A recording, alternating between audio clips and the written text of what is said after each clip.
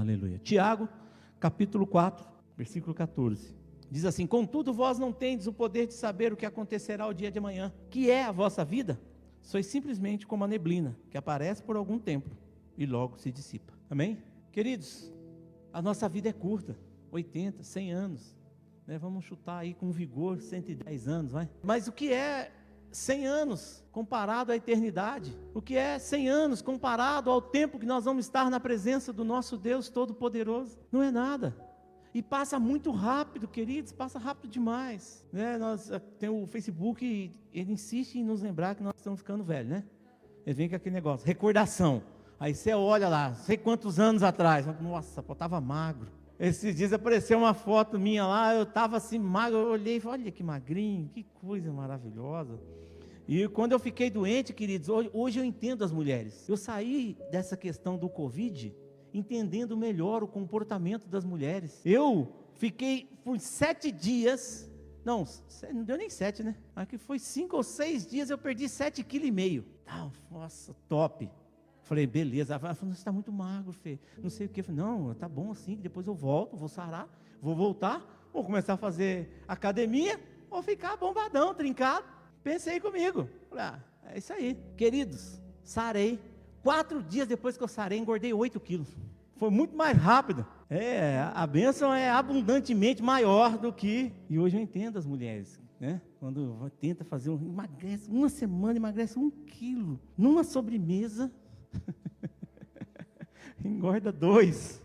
Aquele doce, aquele... Então, é assim, é muito rápido. A nossa vida é muito rápido, passa rápido demais. E se nós não tomarmos cuidado, nós vamos chegar lá na frente e vamos pensar, puxa vida, o que eu fiz? Ou melhor, por que eu não fiz? Por que eu não tentei? Por que eu não arrisquei? Por que eu não disse sim? Por que eu não tive a coragem de ir lá? Né? E assim a gente vai...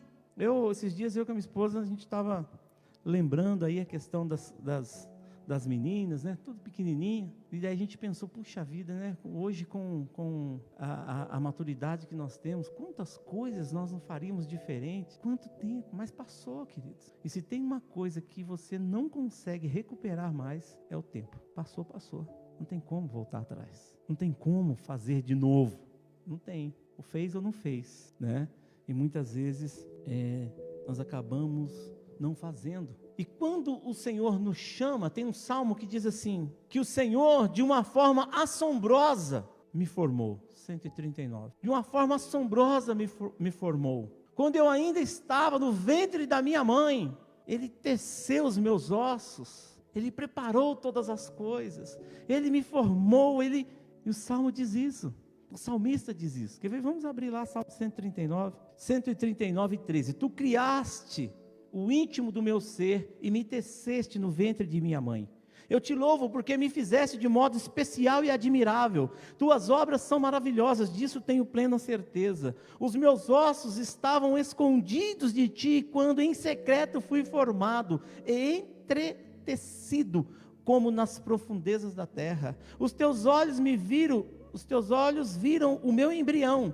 Todos os dias determinados para mim foram escritos no teu livro, antes que qualquer deles existir. Amém? Então você vai falar, mas fala mesmo, você que está em casa aí, você que está aqui, né? Olha para a pessoa do teu lado e fala, Deus tem um propósito para a sua vida. Fala para ela, você é um propósito de Deus. Você não foi um acidente, você não foi um erro, você não foi uma escapada que deram, não, você é um projeto de Deus, você nasceu com um propósito determinado, o Senhor Ele te conheceu no ventre, quando você ainda era um embrião, o Senhor sabia, queridos. Mas sabe o que acontece? As lutas, as dificuldades, as rejeições, o engano, Satanás vai entrando, Satanás vai rodeando as nossas vidas, e vai tentando colocar que muitas vezes nós fomos um erro, muitas vezes nós nascemos do acaso, nós nascemos de uma aventura de uma noite. Por muitas vezes o diabo falou isso ao meu coração. Eu não conhecia o meu pai, eu fui conhecer meu pai quando eu tinha 26 anos de idade, eu não conhecia nem por foto. Minha mãe não falava do meu pai para mim, quem era, como aconteceu. Depois de adulto eu perguntei algumas coisas, ela falou meio por cima, mas eu também meio que deletei, sabe? deletei a figura paterna. Preciso. Cheguei até aqui, sozinho. Eu pensava assim, cheguei até aqui, agora vou adiante, né? Quando eu mais precisava, ele não estava agora. E na minha mente, foi um erro. Foi uma noite que a minha mãe saiu, curtiu, né? E eu cheguei. Isso era o que Satanás soprava na minha mente. Mas quando eu entreguei minha vida para Jesus, quando eu confessei o Senhor Jesus como Senhor e Salvador da minha vida, quando eu comecei a caminhar na palavra do Senhor, e a palavra do Senhor foi entrando, e eu comecei a perceber o amor de Deus pela minha vida, tudo que o Senhor fez por mim, e quando eu entendi que eu nasci, que o Senhor fez com que a minha mãe encontrasse com meu pai, sabe por quê, queridos? Porque Deus, Ele é Pai. O Senhor cuida de nós em todo tempo. O Senhor está conosco todos os dias até a consumação do século. Ele se apresenta como um Deus Pai para nós. O Senhor Jesus fala: eu vim revelar o Pai para vocês. Quem vê a mim vê ao Pai. E Ele começa a mostrar um Deus que antigamente para os legalistas, antigamente para os fariseus, era um Deus duro, um Deus severo, um Deus que punia, um Deus que estava distante. Jesus vem e mostra um Deus Pai, que quer caminhar conosco, que quer andar o nosso dia a dia, que conhece as nossas limitações, que sabe que nós somos pó, sabe das nossas dificuldades, mas Ele nos pega pela mão e fala: vem filho, eu vou te ensinar como é que você vai caminhar. Foi isso que Jesus fez. Jesus mostrou esse Pai, e Jesus nos pega pela mão, e Ele nos faz trilhar um caminho de crescimento, um caminho de entendimento, um caminho de amadurecimento. O Senhor pega ali 12 homens chucros, 12 homens que não tinham muitos estudos, 12 homens que aos olhos da população eram improváveis para poder entender a respeito da lei, entender a respeito das coisas de Deus. Jesus pega esses homens e vai caminhando com eles, dia e noite, dorme com eles, come com eles, e o Senhor começa a ensiná-los a respeito do Deus Pai. E muitas vezes nós pensamos: Jesus veio morrer no meu lugar. Você está enganado. O convite que Jesus faz é: toma a sua cruz e segue-me. Negue-se a si mesmo. Tem um trecho da palavra de Deus que diz: eu já estou crucificado com Cristo. Nós também passamos pelo processo de crucificação. A nossa vida passa pela cruz, porque se ela não passar pela cruz, queridos, não há esperança para nós. A cruz é que faz morrer o velho homem. A cruz é que faz morrer a natureza pecaminosa. Eu preciso passar pela cruz. Não tem essa de que Jesus foi na cruz, eu estou livre, glória a Deus, vou ficar aqui. Não. O convite que Jesus faz é: vamos comigo. Vamos comigo. Vai ser difícil, vai ser duro, mas eu estou junto. Eu estou com você. E nós vamos passar isso junto. Você vai morrer, essa natureza pecaminosa vai morrer, a natureza adâmica vai morrer na sua vida, mas quando eu ressuscitar, você vai ressuscitar comigo. Nova criatura eu sou, as coisas velhas já se passaram, eis que tudo se fez novo. Você é um novo homem, você é uma nova mulher, você é uma nova criatura, você é novo. Você nasceu de novo, você é uma pessoa totalmente mudada, transformada, porque o Senhor se revelou a nós como Pai. Então, queridos, é muito precioso entender o que o Senhor espera e quer de nós. É muito precioso. Eu preciso entender que Deus tem um propósito para a minha vida.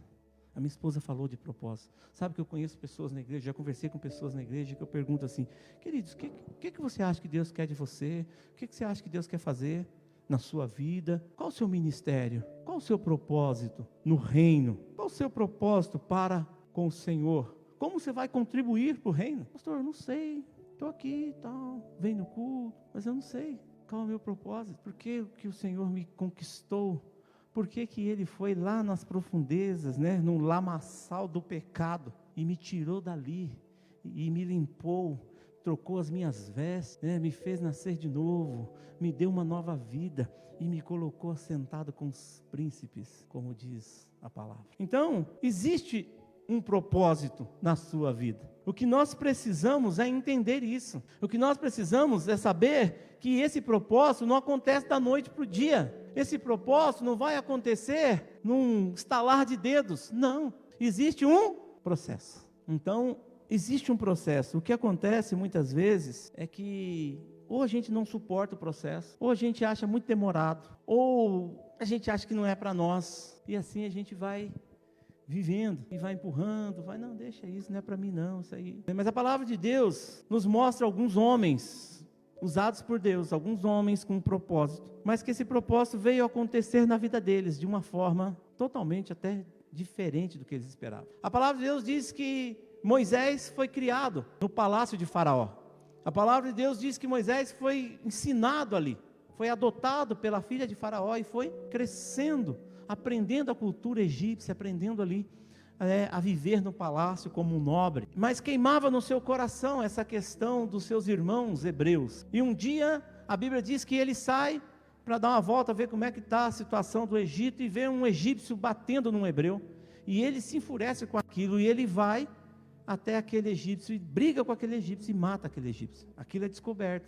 Moisés tem que fugir, porque ficou com medo que o faraó mandasse matá-lo, e ele fugiu, foi embora, deserto afora, né? Então muitas vezes, nós achamos que nós podemos cumprir o propósito do nosso jeito, podemos cumprir o propósito da maneira como eu acho legal, como eu acho que dá certo, no meu entendimento, da maneira como eu creio, mas o Senhor tem um tempo. E Moisés foi levado para o deserto, ele ficou 40 anos, ele já tinha 40 anos, ele ficou mais 40 anos no deserto. Só depois desses 40 anos no deserto, eu não sei o que Deus tratou com Moisés nesses 40 anos, mas nesses 40 anos, só depois disso, Moisés passa e vê a sarça. Deus fala para ele: eu quero que você volte para o Egito, e lá você vai libertar o meu povo, porque esse é o seu chamado, e agora é o tempo, esse é o seu propósito, e agora é tempo de você cumprir esse propósito, porque o que eu precisava fazer na sua vida eu já fiz, agora é hora de você ir. Mas eu estou com medo, eu sou isso, eu sou aquilo. Não importa, eu vou ser com você, pega o cajado, vai, mostra, você vai fazer isso, você vai dar ordem.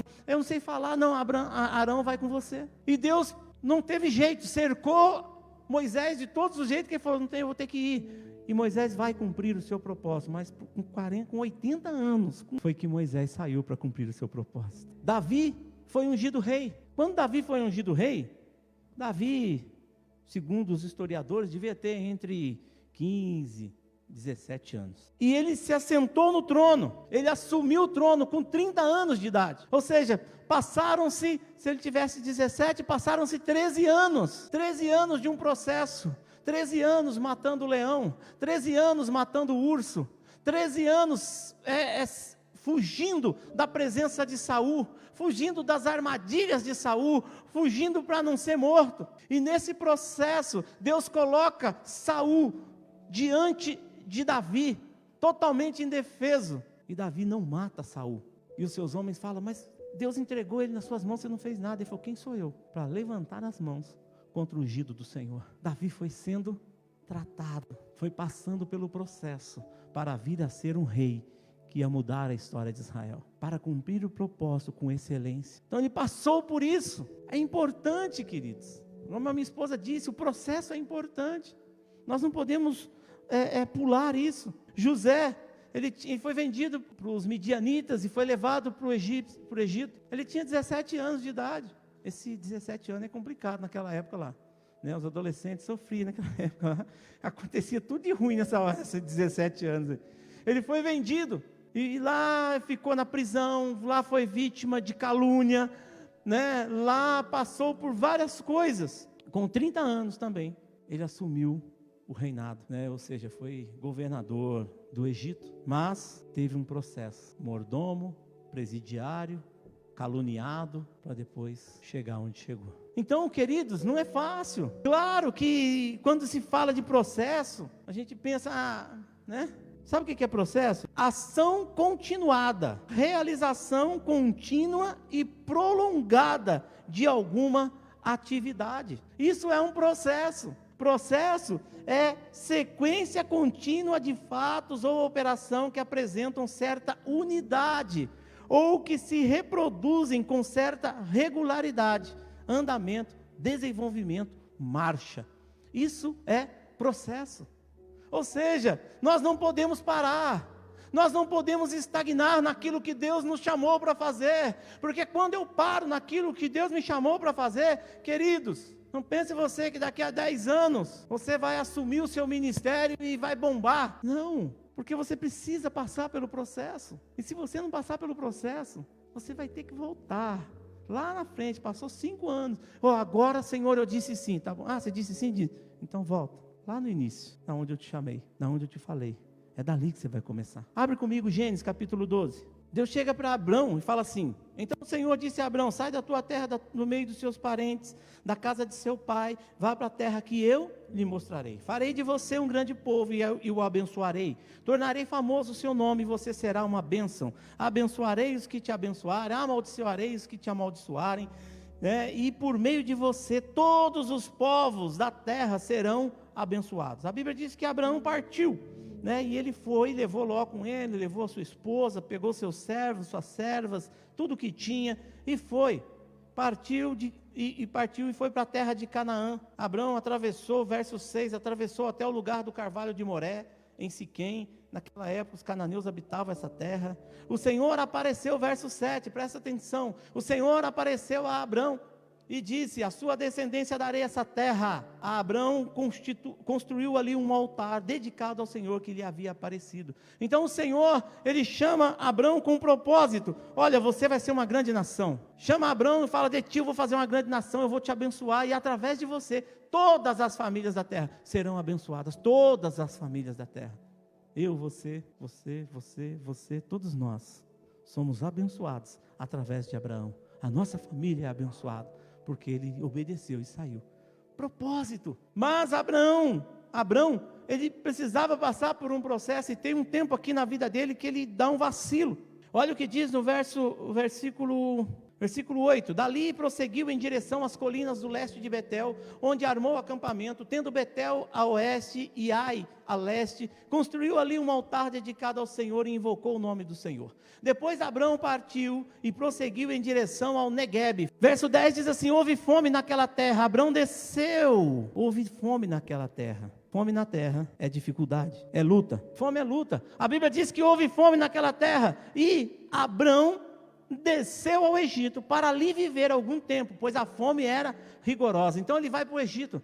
Queridos, na Bíblia, quando se fala de Egito, lembra o quê? Mundo. Egito na Bíblia fala de mundo. Quando Deus tira o povo do Egito e leva para a terra prometida, é uma tipologia daquele que é salvo. Saiu do mundo e foi para a vida eterna. É uma tipologia. Então o Egito tem a tipologia de mundo. Ou seja, Abraão, ele sai do propósito e vai para o mundo.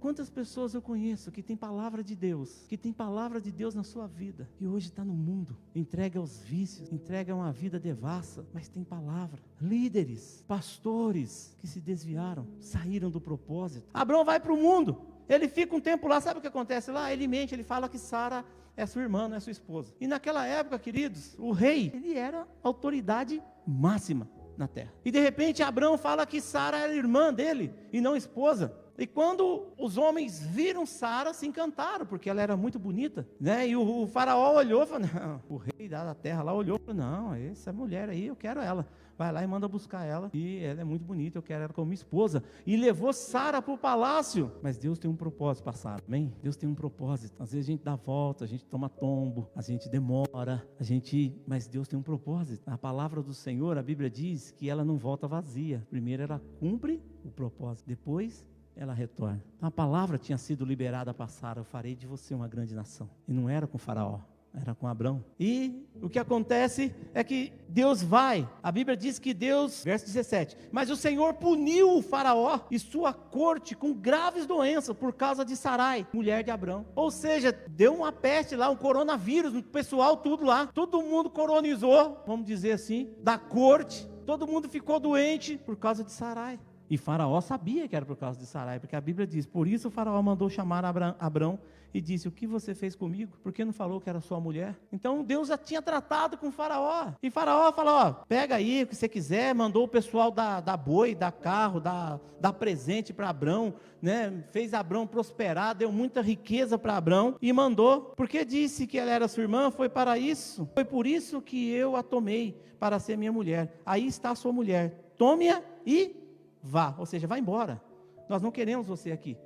E olha o que diz o versículo 20, que é importante. A seguir, Faraó deu ordens para que providenciasse o necessário para que Abraão partisse com sua mulher e com tudo o que possuía. Aqui que é a chave. 13. Saiu, pois, Abrão do Egito e foi para onde? Aonde ele saiu para ir para o Egito? Lá no capítulo 12, no versículo 9. Abraão partiu, prosseguiu em direção a Neguebe. Houve fome. Ou seja, ele estava no propósito, mas veio uma dificuldade. Ele deu um stop no propósito e foi sanar a sua necessidade.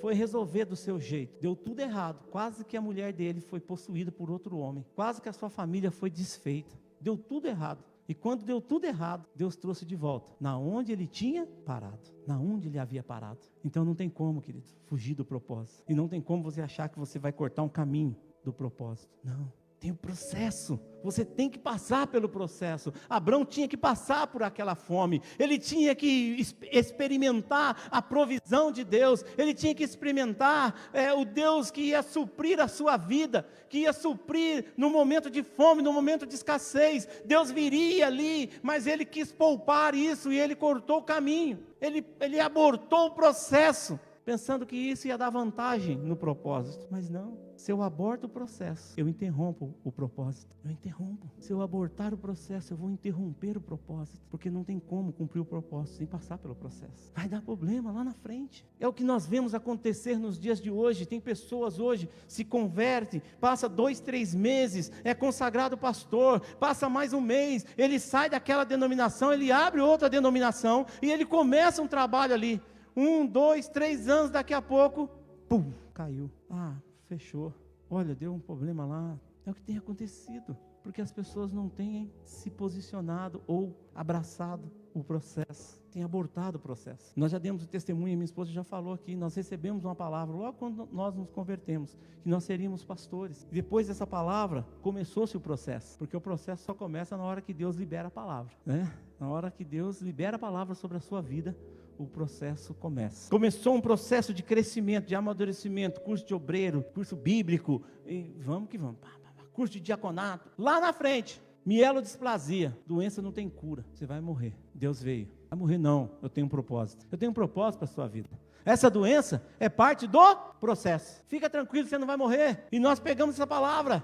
Eu não tirei você do Egito para você morrer no deserto, mas eu tenho a terra prometida. Essa foi a palavra liberada e eu falei, Senhor, eu tomo posse. Nós vamos seguir no processo e nós começamos a declarar cura, nós começamos a crer, começamos a agir, e nesse processo Deus foi me ensinando, querido. Deus foi moldando a minha vida, moldando a vida da minha esposa, moldando a vida das minhas filhas. Hoje tem bênçãos, tem situações que hoje as minhas filhas lembram. Pai, o Senhor lembra quando não tinha o que comer em casa, e o Senhor, o Deus Todo-Poderoso, mandou uma pessoa lá do outro bairro trazer a comida para nós. O Senhor lembra aquela vez que a gente ia emprestar um cheque para fazer compra, e o Senhor mandou um irmão lá, o irmão trouxe a compra e falou para nós, não empresta cheque, porque o Senhor vai te suprir em tudo que faltar. Processo. Hoje, eu não preciso dizer para as minhas filhas que Deus é o Deus de milagres. Elas conhecem, elas passaram pelo processo, conhecem. Por isso, hoje, quando uma pessoa chega para mim e fala, olha, o médico, eu estou desenganado pelo médico, ele disse que estou com tal problema. Eu falo assim, querido, que médico falou você? Não, foi o oncologista. Não, mas eu conheço outro médico, que ele tem todas as especialidades. Foi ele que ensinou o seu médico, ele que mostrou para o seu médico como é que funciona esse negócio de oncologia. Ele é o top, não existe outro médico mais top que ele. E ele disse que se você crer, você vai viver. Sabe por quê? Porque eu passei pelo processo. E assim foi indo, queridos, de quando eu recebi a palavra, até quando nós fomos ungidos e reconhecidos como pastores, levaram-se 10 anos de um processo para aprender. Sabe por quê? Porque o propósito não se cumpre da noite para o dia, não se cumpre, tem um tempo. Jesus veio na terra, nasceu como um homem, ele começou seu ministério com 30 anos de idade. Sabe por que ele começou com 30 anos? Na verdade, naquela época, 30 anos era a maioridade. 30 anos era a idade de maturidade. Então, a pessoa se tornava madura com 30 anos. Por isso que os reis, muitas vezes eram com 30 anos, os ministérios com 30 anos. Porque esperava-se ter uma maturidade para começar a fazer alguma coisa. Então, Jesus, que era eterno, Jesus era eterno, ele estava junto com Deus, lá no jardim do Éden, fala, façamos o homem a nossa imagem conforme a nossa semelhança. João capítulo 1 fala, o verbo estava com Deus e o verbo era Deus. Então Jesus já estava, e o Deus eterno, o Deus Todo-Poderoso, deixou seu poder, a sua glória, veio no ventre de uma mulher e se limitou a um corpo humano, se humilhou num corpo humano, se submeteu a um tempo cronos, aquele que era o Kairos, se submeteu a um tempo cronos, simplesmente para cumprir o propósito. Ele passou pelo processo. Jesus passou pelo processo para chegar a cumprir o propósito de morrer na cruz. Então, é um tempo que nós precisamos passar. E quando nós paramos, ou quando nós abortamos o processo, nós interrompemos o propósito. Aí para ali, porque eu não quero passar pelo processo, então para ali. Os anos vão passando, tal. Lá na frente, puxa, eu quero cumprir. Eu entendi o que é. Aí Deus vai falar, então vamos voltar? Vamos lá para o começo? É um processo. A palavra de Deus diz que Paulo se converteu, né? Atos capítulo 9. E ele vai para Damasco. Abre lá, Atos 9. Né? Aí ele se converte, né? Caiu com seu rosto em terra, se prostrou ali, ficou cego. Ele levantou do chão, abriu os olhos, não conseguia ver nada. Versículo 9, 3 dias ele esteve cego. E em Damasco, né, havia um homem chamado Ananias. Deus falou com ele, falou, olha, vai lá, né, na casa de Judas, na rua chamada Direita, versículo 11. E pergunta por um homem de Tarso chamado Saulo, ele está orando. E numa visão viu um homem chamado Ananias chegar e impor-lhe as mãos para que voltasse a ver. Respondeu Ananias, Senhor, verso 13, tenho ouvido muita coisa a respeito desse homem e todo o mal que ele tem feito aos seus santos em Jerusalém. Ele chegou aqui com autorização do chefe dos sacerdotes para prender todos os que invocavam o nome do Senhor. Mas o Senhor disse a Ananias, vá. Olha o propósito. O Senhor disse a Ananias, vá. Este homem é meu instrumento, escolhido para levar o meu nome perante os gentios e seus reis e perante o povo de Israel. Amém? Deus tinha um propósito para a vida de Paulo. Só que Paulo era perseguidor da igreja. Paulo, ele não tinha como ele simplesmente sair dali e ir pregando o evangelho. Ele até tentou, mas as pessoas ficavam com medo dele. Não, ele veio aqui para nos prender. Ele veio aqui para ter motivo, para levar a gente para a cadeia, para nos matar. As pessoas suspeitavam dele. E nós vemos em alguns outros textos de Atos, né, seguindo adiante aí, que ele deu um tempo. Paulo sumiu por 3 anos, querido. 3 anos, Paulo voltou para sua terra natal. Voltou para Tarso, na Síria. Ele voltou e ele ficou lá, recluso. Ele voltou e ele ficou lá buscando a Deus. Ficou no secreto. Gente, deixa eu entender o que é isso, né? E Deus usou toda a teologia de Paulo, porque Paulo foi criado aos pés de Gamaliel, um dos grandes mestres da lei da época. A Bíblia diz que Paulo era verdadeiro fariseu. Ele mesmo diz a respeito de si, falando, na lei, eu sou irrepreensível. Ou seja, ele tinha todo o conhecimento da teologia do Velho Testamento. E Deus aproveitou esse conhecimento do Velho Testamento para mostrar Cristo no Velho Testamento para Paulo. Nesse período de 3 anos. E depois desses 3 anos, Paulo vai para Jerusalém encontrar Pedro e Tiago. Tiago, irmão de Jesus. Ele conversa, fica ali 15 dias conversando com Pedro e Tiago. E depois ele volta de novo. Ou melhor, quando ele se retira para a Arábia, na verdade, se retira para a Arábia. Depois ele vai para Jerusalém ele fica com Pedro e Tiago, e depois de Jerusalém ele volta para Tarso, para sua terra natal. Daí Barnabé vai até Tarso e fala, olha, você não quer ensinar os cristãos lá da Antioquia? Nós estamos precisando de alguém para nos ensinar lá tal. E Paulo vai e fica lá ensinando, 1 ano e meio mais ou menos, ensinando a palavra. Mas não era o propósito. Qual que era o propósito de Paulo? Pregar para os gentios, espalhar o evangelho. Só depois que a igreja se reúne, ora, tem uma grande fome na terra, né? Vem um profeta lá, fala, tem uma grande fome na terra. Havia fome naquela época, e a igreja se reúne, ora, e manda Barnabé e Saulo levar mantimento para os irmãos que estão passando por dificuldade, por lutas. E depois disso, lá eles são enviados para pregar o evangelho. Sabe quanto tempo demorou isso, queridos? Mais ou menos 14 anos, quando Paulo se converteu, até ele começar a pregar o evangelho. 14 anos, processo para cumprir o propósito. Então, nós precisamos correr, amém? Nós precisamos correr, porque o Senhor tem algo para fazer. Jesus está às portas, o Senhor está voltando. Não resta muito tempo para nós, não resta muito tempo para cada um de nós. Nós precisamos correr, porque tem pessoas que nós amamos, que vão para o inferno, se nós não falarmos de Jesus para elas, se nós não cumprirmos o propósito. Tem pessoas que vão perecer, vão passar a eternidade sofrendo. Tem amigos nossos, tem familiares nossos, que vão passar a eternidade sofrendo, porque nós não queremos passar pelo processo, nós não queremos ser tratados, nós não queremos crescer à maturidade da estatura da plenitude de Cristo. Nós queremos ficar com mimimi, eu vou na igreja não, cansado, eu tenho muita coisa a fazer, sabe, assumir compromisso, é mais trabalho, não ganho nada, e assim vai. Então nós precisamos entender que Deus tem um chamado para nós, e você precisa se apaixonar, não somente pelo Deus que te chamou, amar o Deus que te chamou, mas amar o seu propósito, aquilo que Deus te chamou para fazer, que você faça isso com todo o seu esforço, que você faça isso de todo o seu coração, e fala: Senhor, conta comigo, o apóstolo Paulo, ele entendeu, depois que ele entendeu isso, ele fala assim, olha, ele se apresenta e fala, se alguém pode confiar na carne, muito mais eu, sou judeu, da tribo de Benjamim, contra a lei fariseu, contra a justiça que procede da lei irrepreensível, mas ele diz, eu considerei tudo isso como perda, pelo conhecimento de Cristo Jesus. Eu quero cumprir o propósito, eu quero fazer o que o Senhor me mandou fazer, eu não estou preocupado com título, eu não estou preocupado com cargo, eu não estou preocupado com aprendizado, eu quero fazer o que Deus me falou para fazer, eu quero cumprir aquilo que Deus me chamou para cumprir, amém, queridos? Glória a Deus, é isso.